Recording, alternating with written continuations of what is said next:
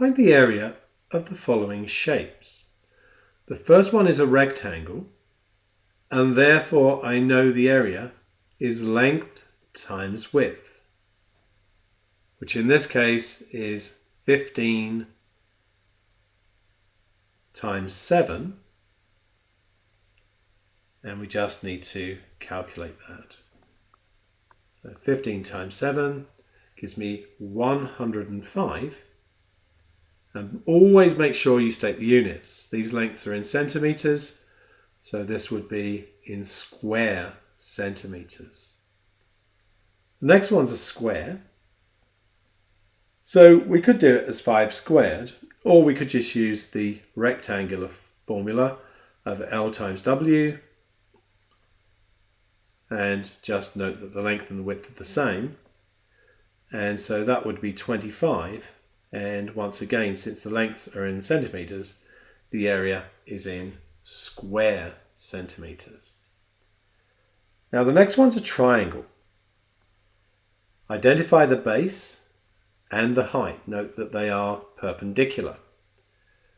And we can do that with BH divided by 2. So that's going to be 10 times 4 divided by 2, giving me 20. And once again, it's in square centimetres.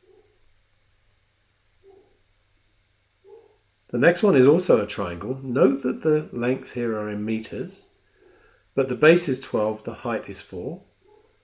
So we're going to do BH divided by 2. So that's going to be 12 times 4 divided by 2, which is 24. And in this case, that's going to be square metres.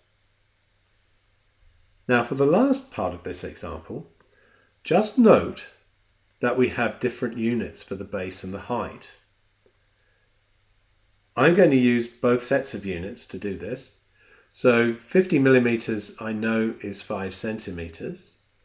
2 centimetres I know is 20 millimetres. Now the area is just BH for a parallelogram. If I work in centimetres, that's going to be 5 times 2, which is 10, and that would be in square centimetres. But if I work in millimetres, that's going to be 50 times 20, which is 1,000 square millimetres. Now note, very often when I ask students to convert, say 10 square centimetres into square millimetres, they will just add a 0 because they're used to converting centimetres to millimetres, in which case you multiply by 10.